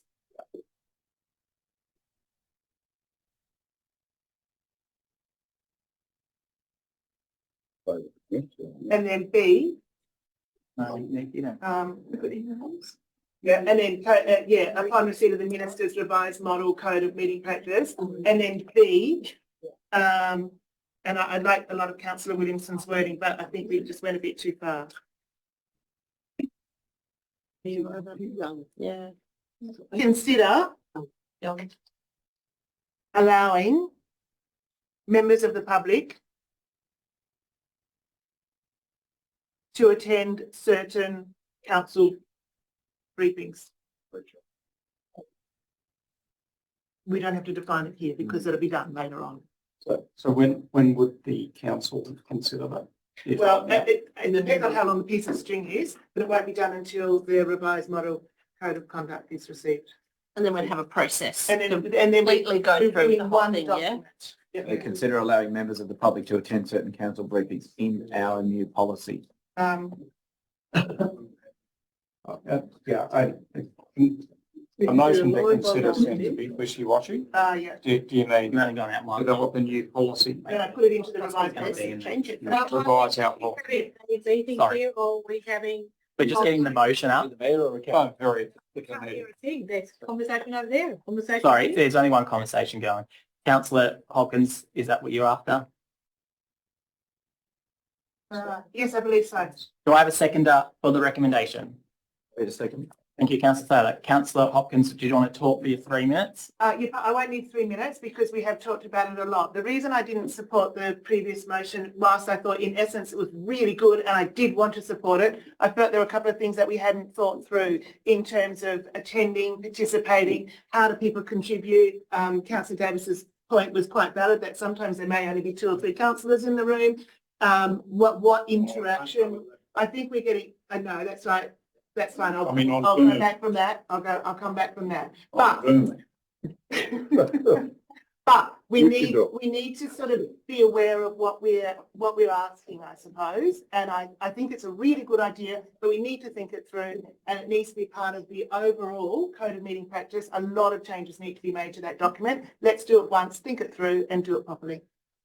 Do I have someone speaking against the recommendation? Can I make a further revision? And Up to Councillor Hopkins. Councillor Hobson, how about just, rather than consider allowing, just allow members of the public to attend certain council briefings? So we've got the first part is just a review with increased transparency, and that rather than consider allowing, just say allow members of the public to attend certain briefings. Yeah, sure, because we're considering it at the end of the sentence anyway. So at the end of the day, it's up to council to accept the revised code of meeting practice. So we may change our minds at some point anyway. Excellent. So I do have to. It's a technical problem. What you've got there is to allow members to attend certain council briefings. So that's not very specific. Which briefings?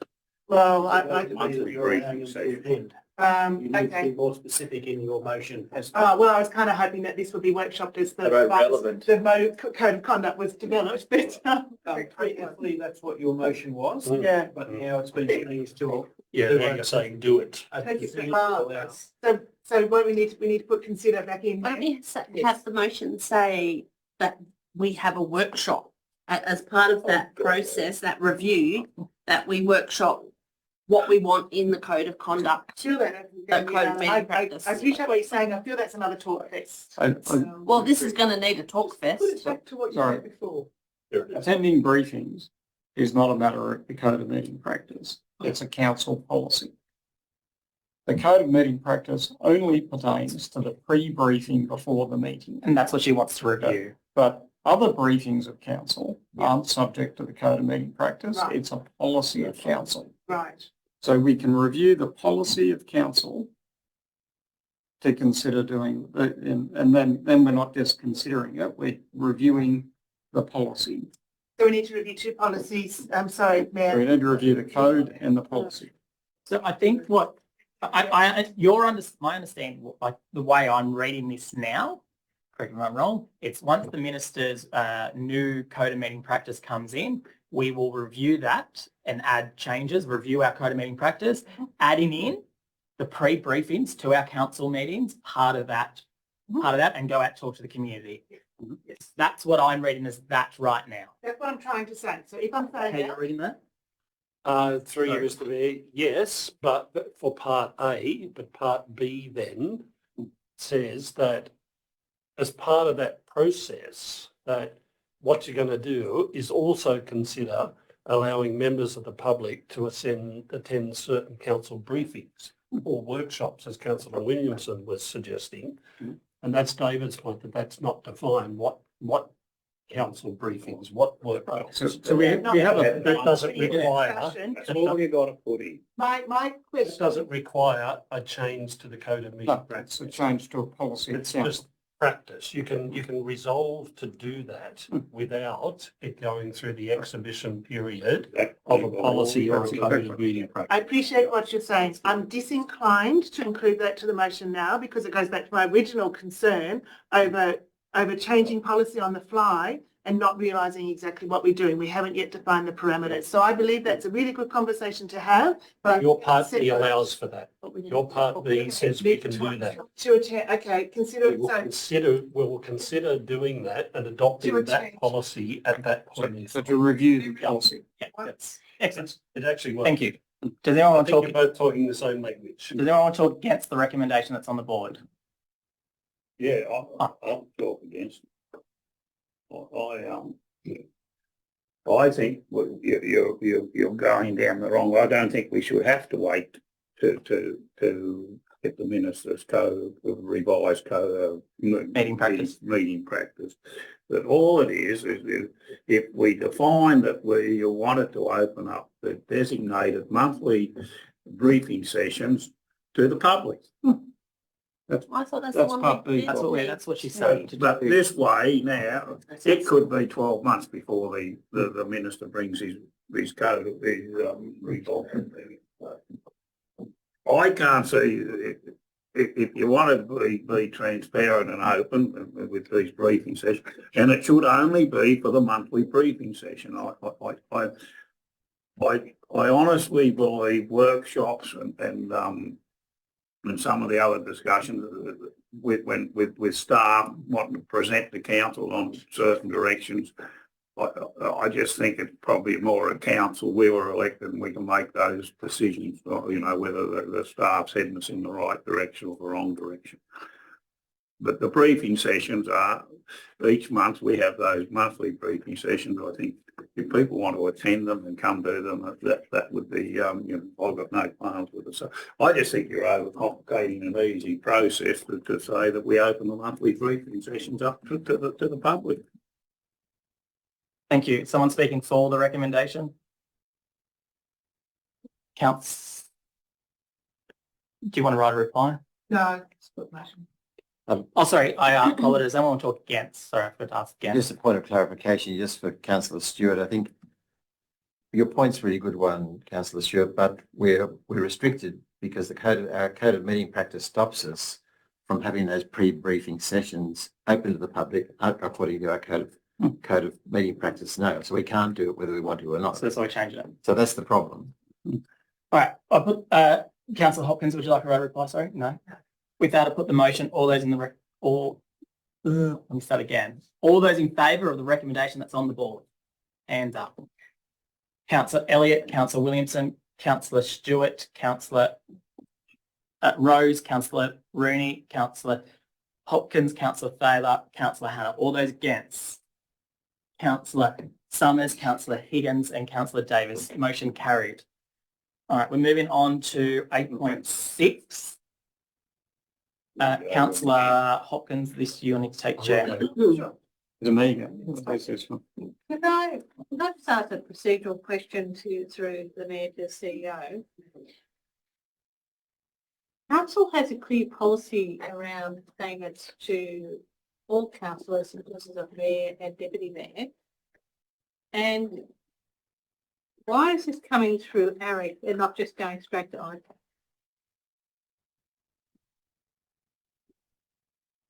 That's the correct motion, the audit of payments. I'm not seeing anyone suggesting anything that should be going to the audit to ICAC. Correct. But in the report, it actually says there are concerns from community members and allegations and rumours. If that's the case, why isn't it just going directly to ICAC?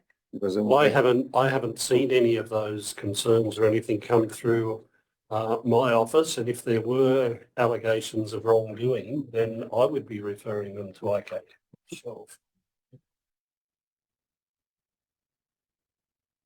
None which has anything to do with the motion I've put forward. Okay, motion 8.6, an audit of payments to the holders of council leadership officers. Councillor Williamson, your motion? Thank you. Do we have a seconder? Councillor Thaler? And I'd just like to clarify the motion. I'll read the motion.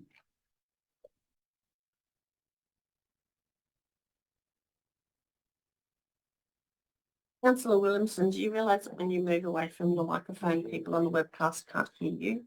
No, I didn't. So I can see the motion's not on the board, but so the motion is there it is. Thank you.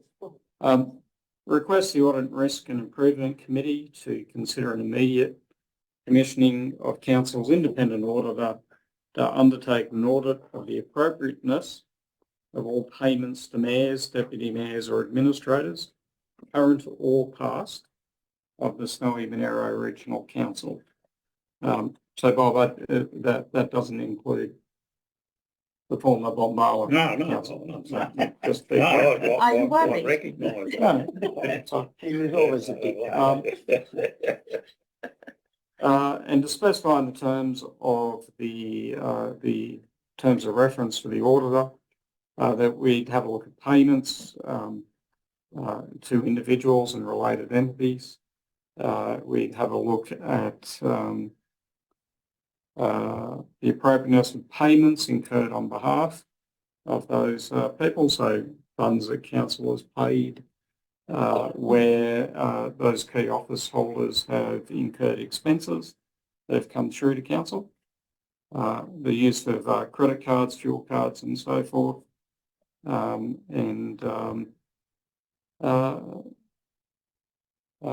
Whether payments or services or goods provided to council or council staff, the auditor should consider whether or not those pecuniary interests were appropriately declared and indeed declared at council meetings before voting on matters or removing themselves from participating in votes on matters that had a pecuniary interest and so forth. So look, I think this is frankly good hygiene for organisations such as ours. It's an opportunity for us to look back in the past, make sure that we're all doing everything that we should correctly, and particularly mindful of managing conflicts of interest, and that we're doing that appropriately, and that the community can then have faith that we are acting with absolute integrity. So look, I won't go any further. You can all read the motion, and so I'll put it to the debate. Thank you. Thank you. Do we have a speaker against? Councillor Rooney? Thank you, Madam Deputy Mayor. I speak against this because this would be a very expensive and difficult undertaking, a forensic audit of all payments to executive over the last 10 years. I think we go back 10 years now as a council. It would take a lot of time and a lot of effort. In fact, I had a discussion with now Councillor Thaler of Nimitaville about a year ago about his concerns in corruption in council. I asked him, did he have any evidence? He said, no. We would need a $2 million audit. Yes, so Get to the bottom of it. point of order, Councillor Williamson. Nowhere in my motion does the word corruption appear. I've made no accusation of corruption. It is simply good hygiene for us to take a look at how we operate. I think we should audit many things. And in following months, I will indeed be bringing motions to council to audit other things. There's no accusation of corruption here. I urge you not to make such an accusation or to imply that's in the case. Councillor Minister, it's probably not quite a point of order, but I do note that in the CEO response, there is reference to being careful, taking care to distinguish between corrupt activity and rumour. Yes, Deputy Mayor, I did not write the CEO's response. He did not confirm with me on that, and I do not accept that that's what my motion's about. No, and I'm saying it's not actually a point of order. Councillor Rooney can continue, but I'm just pointing out that this is possibly why reference was made. And so, Chair, I will raise a point of order against Councillor Rooney's remarks in characterising the discussion that he had with me. If he does have a recollection that he does, where I said I had evidence of corruption, but I didn't have evidence. I never say I have evidence of corruption without meaning clearly I have the evidence. So I think your impression of what our discussion was is incorrect. If I've told you I've got evidence. Yes, can I have a point of order? I just wanted to talk about one point of order at a time. Let's just have one point of order at a time. Councillor Rooney, are you suggesting that the information, the statement made by Councillor Rooney was incorrect? Yes, that was not our discussion. That wasn't what I said. We're talking about hearsay and recollection. At this point, I suggest, Councillor Rooney, that conversation is possibly not relevant to the argument that you're making. Maybe continue, but don't refer to conversations from 6 months ago. Councillor Thaler said he had evidence of corruption. But quite the contrary, he said he didn't. We would need a $2 million forensic audit to find evidence of corruption. Conversation was I don't. Councillor Rooney, please continue. Councillor Thaler, please don't fight directly. Please speak I am the chair at the moment. Please speak through me. Councillor Rooney, please continue. You do have 2 minutes. My point is that this sounds like it's a massive undertaking. And we're loading up ARIC, our audit committee, with too much. We've already asked them to do an audit of the Mikalago quarry, which is going to displace their usual course of work, which is required by the state government to audit council's finances. And they won't be able to do that because they're going to be auditing the quarry. Point of order. Now they won't be able to audit the quarry because they're going to audit. Councillor Rooney, please, your point. The Audit and Risk Committee does not audit council's finances. That's done by the Audit Office of New South Wales. That is correct. The Audit and Risk Committee look at a wide range of matters, including compliance audits and performance audits. This is exactly the sort of work that they should be doing. But they've already got their work program for this year, Councillor. Point of order. Councillor Councillor Rooney. I have a point of order because we've discussed this before. Sorry, Chair. Councillor Rooney is mischaracterising fact. In the last... Councillor Thaler, please. Can I discuss one point of order at a time? I do not need you to rule on a point of order or raise a second point of order. Councillor Williamson, you are correct. ARIC's role is to consider the overall compliance. You're right. They do not physically conduct the audits, but it will be up to ARIC to decide what areas of attention. I'm sorry, they do not do our statements audits. That's done by the auditor. That's exactly right. Yeah, I'm agreeing with you. So Councillor how Rennie? do you Sorry, expect point of that- order. Oh. I did not propose to rule. You've made, Councillor William made a point of order. You discussed it. I thought it was What's finished. your point of order, Councillor Thaler? Councillor Rooney is mischaracterising the debate. We have spoken previously. In the last ARIC meeting, Mischaracterisation of debates, not actually point of orders. So well, there- it's then not, what is the untrue statement or the misleading or the breach or what are we doing? ready? Yes. In the last ARIC meeting, the auditor told us, because I watched the meeting, he had no work at the moment. So we're not displacing his ordinary work. And so when Councillor Rooney says this would displace him from doing his ordinary work, he has no work.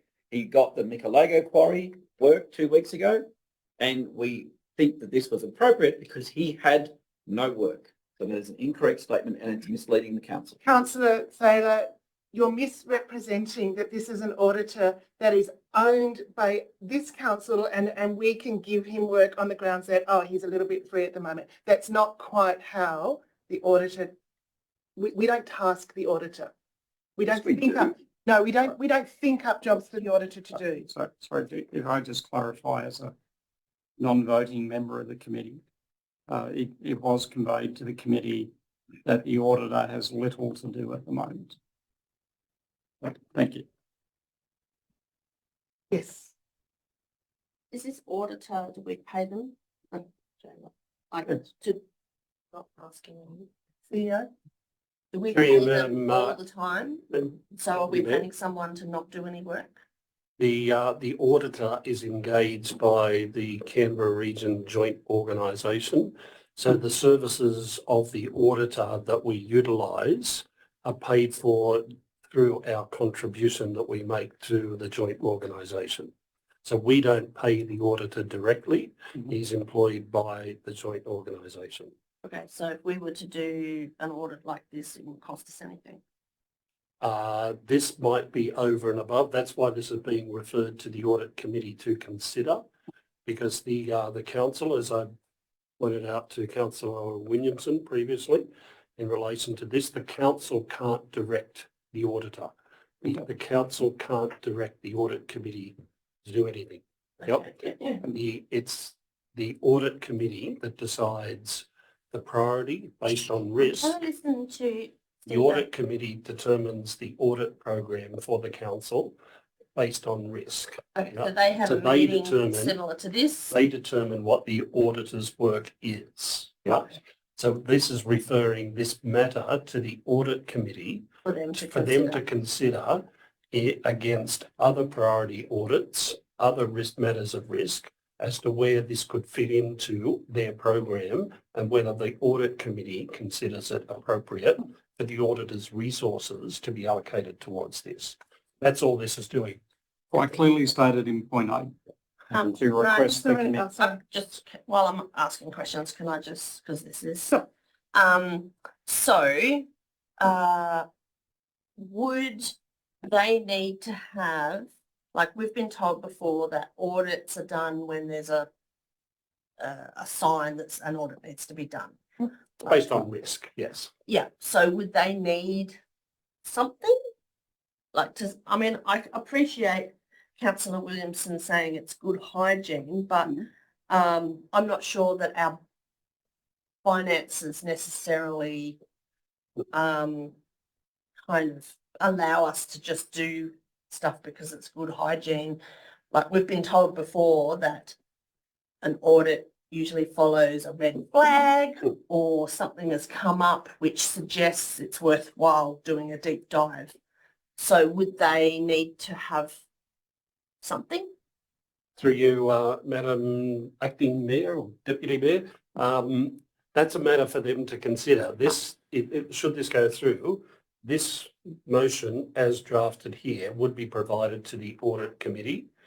They would have some questions, I would imagine, to the staff about this. What's the context of this? Is there any evidence of any suspected wrongdoing? And as part of that process and discussion with the staff, if they considered it did warrant allocation of audit resources to do it, then the process would be working through with staff, myself and the other staff, what's the scope of that audit? Yep. So that would be the process. So And from speaking, there, okay. that scope of that audit would then determine the level of resources required and whether it could be accommodated within the ISJO budget for audit, or whether this would be a separate service that auditor would provide at a set fee for the council And would directly that come over back and to above. council? Probably, yes. Yes. So if Councillor that's the Higgins, case, we just- sort of I just want to mid-debate. ask- Yeah, So I was just wondering if we could allow Councillor Rooney to finish and then maybe we can do then a I few just more want to questions. ask Councillor Williamson something. Yes, Councillor Rooney. So Sorry, Councillor Rooney. how many giant audits are we proposing to give to the audit committee? We've already got the Mikalego quarry. Now we've got this huge forensic audit of payment over the last 10 years. And Councillor Williamson. Councillor Rooney, I'm so sorry, another point of order. Yes, Councillor Williamson. This is not a giant audit. There's no, it's a straightforward matter. It is not enormous. It is not giant. We should not mischaracterise what it is. I don't even know what to rule on that. And It was a good comment. you It's started not really a talking point of about order, it, but you maybe want to reduce the word. You started the clock too soon. You brought me a 5 precious seconds. 3 minutes. You keep on going, go. Giant seconds. Councillor Rooney, maybe you refer to it as not giant. 10 seconds you brought me on. That's fine. We don't know. We don't know if it's giant or not giant. It's personal opinion at the moment as to the magnitude of this audit. So Councillor Williamson can say it's not giant. You can say it is giant. Nobody knows. Let's just call it an audit, a proposed audit. Okay. Now, why are we doing this? What is the problem? It looks like a fishing expedition to me. But what fish are you trying to catch, Councillor Williamson? What is the evidence you have that there's any wrongdoing here that warrants this audit in the first Point place? of order, Ms. Acting You've got to Mayor. stop the clock better, man. As I've said, I'm making no accusation of any wrongdoing. This is a matter of verifying. So what's your point? Is there an inaccurate statement, incorrect statement, a breach? We're just basically you're just disagreeing with what Councillor Rooney is saying. That is not a point of order. Oh, rubbish. I am disagreeing with Councillor Rooney mischaracterising the motion. The motion is to have an audit. If it finds wrongdoing, we'll deal with it. I'm not saying there is wrongdoing. We have audits every year, Councillor Williamson. I've never done an audit of this. Let's not have conversations between the two of you. Please be careful with what your point of orders are. These are not point of orders that Councillor you're Rooney raising. is I am listening to mischaracterising them. the intent but- of the motion. Did you write the first paragraph in the background? The first and Yes. Councillor Rooney, you've got about 43 seconds and then we'll actually ask. said Please, it. Councillor, stop. We are in debate. I'm Councillor not Williamson, saying- Councillor Williamson, please stop and sit down. Councillor Rooney, You're running the clock better. I am. Not fair. Councillor Williamson has given us no evidence of any misallocation of funds in the past. No reason to do this. It just looks like a witch hunt. It's going after the mayor for no good reason. And there are plenty of other things we could be looking at, Councillor Williamson. We could be looking at, well, our councillors paying their rates, for example. We're going to look at that too. Point of order, that's an act of disorder.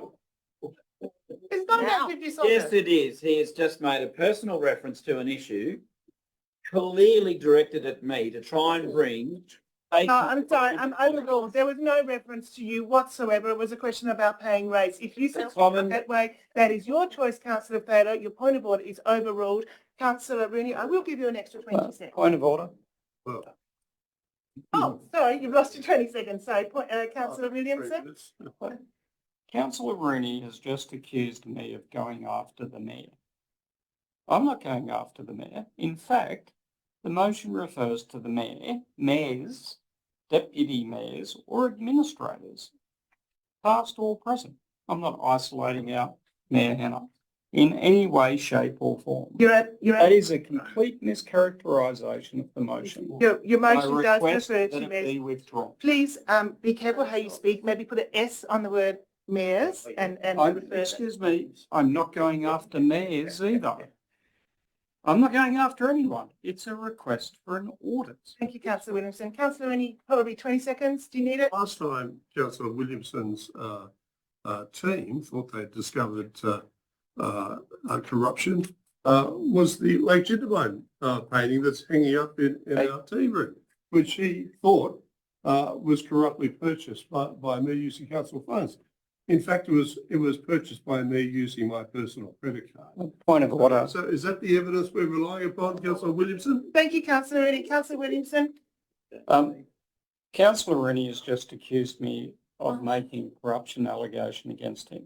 I've never made a corruption allegation against Mr. Rennie. I don't know what team he's referring to.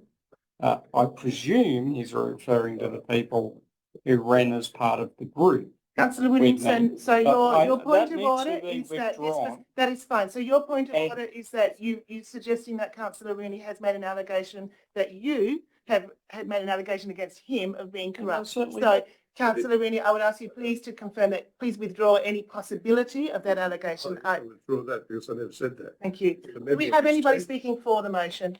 Councillor Thaler? Oh, I did have a question, remember? Oh, sorry, you did. Questions? Yes, Councillor Williamson, would you consider not limiting it to mayors and deputy mayors then and just have it for all councillors? Past and present or just present? All in, past and present, if that's what you want. I'm happy to consider that, but for what reason would you seek to broaden it? Why not? Rumours, we're basing it on, what did we say here? Individuals and groups raising integrity concerns circulating in the community related to council leadership.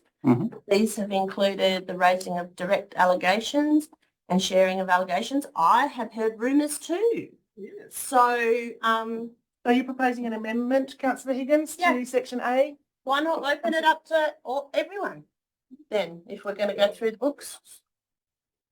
Councillor Williamson, will you accept the change of wording? 1 second, I'll back to you. Well, what is the change? Thank you. So you're referring to? It's the third line with Councillor Higgins. Is that what you're saying? Payments made to councillors? Yeah, councillors. All councillors travel and administrators.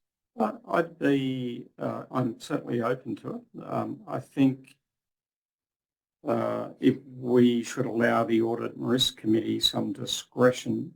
Of course, as to what they're they would or ultimately wouldn't making a accept. decision, but I think if that's the basis for having some good hygiene, we should have excellent hygiene, very transparent, and go the whole hog. And I guess just little A refers to music to my ears, councillor. That's wonderful. I think we should say consider conducting an audit to all payments made to all councillors, past and councillors and administrators, past and present. I just don't want that to be a binary choice, I guess. So I don't want them to say yes or no. I'd like the audit committee to have the ability to determine what they have a look at. Well, they may change the scope slightly. Yeah. Well, I think based on the answers of the CEO that the CEO provided before, I think they would do that. We should put them. That's right. No chance. Yeah. So that's certainly how I convey the spirit of the amendment. Councillor Thaler as the seconder, are you happy with that amendment? That it's been extended to instead of just doing an audit into the mayors and deputy mayors, it's into the audit into all payments made to all councillors. And then little A also needs to be the appropriateness of payments made to accounts of councillors, mayors and deputy mayor. That needs to change to councillors as well. Councillor Rose. Indeed, there's a reference to... Councillor Rose, is that a question? Sorry. No, it's a critical point. That is that, yes, that is that we've gone beyond the time period for so we finished the motion. So can we just for and against? Yes, that's right. That's a really good point. I've only had, just one moment, we've moved the motion. Can we, sorry, I don't know, can we move the motion to be put since we've only had one for, one, two for, one against? Well, I would Okay. like to reply. Sorry, I would like to speak to the motion. We've got it, we have a. Under the we code of have- meeting practice. Oh, yes. No, we have the motion, councillor Stewart has put that the motion be put. We have to have 2 for and 2 against before. We had We 2, have a seconder for this. we had 2 for and 2 against. We have- councillors have a right to We've had speak two to for- the amended motion. Well, no, there is no, We need Yes, one it is, more mate. against. because you've One accepted it, against the the- motion. Are you going to say one? Councillor, so move councillor Stewart, seconded councillor Summers, that the motion be put. I I think he's taken I it. raise a motion of Taking dissent. it back. One moment, he may have withdrawn it. Have you taken that back, councillor Stewart? There you go. We had 2 speakers for and against. We've had 2 for and 1 against. Well, have 1 more against and put the motion. 1 more against. That's what I thought you said. And then you're right. Yep. And then you can write it. Okay, would anyone like to speak against the motion? Councillor I Thaler, would like to speaking speak against? for the motion. and don't Speaking speak- against. Councillor Point of order. Code of meeting practice allows any councillor, even if they've already spoken, to speak against We- or an amended. As Mayor Motion's Hannah, been as amended. Mayor Hannah pointed out, we resolved for just this meeting to have 2 for and 2 against. The For motion's purely been this amended. meeting, but for any motion, it's 2 for and 2 against. No, the motion's been amended. The code of meeting practice allows councillors to speak. You've taken on the amendment. If we were discussing an amend, if we were discussing, councillor Williamson, please listen. If you had not accepted the amendment, we would debate the amendment as a separate item, and then there would be the opportunity to speak for, against, and vote on that. We did not do that. You accepted the amendment as part of the original motion, so we do not start again. We continue the debate. You can beg to differ, but this is what we are doing today. Well, I We raise have a- somebody who can. I speak raise a against the motion of dissent against you because I will rely on 10.21 of the Code of Meeting Practice. Says very clearly, any councillor can speak on the motion. And whilst you may seek to limit it, I don't think you can invalidate that strict clause, 10.21. We voted on that earlier today. But I We don't, voted to do that. You're correct. The Code of Meeting Practice does say any councillor can do that. the other clause is that Council resolved today to do things differently. Councillor Davis, you're speaking against. Councillor Thaler, please sit down. We're having one The speaker code of meeting against, practice, and then sorry, if we're amending the code of meeting practice, as you just implied we have, wouldn't it have to go on exhibition? No, we amended the rules for today, this meeting. Were you here? You voted on it. where is it allowed? You took on the amendment. It's still the original motion. He was against. Councillor Davis. So what Councillor Davis is going to speak against the motion. Councillor Williamson, right of reply. Yes, Councillor Davis, you have 3 minutes. I have to agree with Council that we just should put the motion, but this motion in its entirety is just crazy.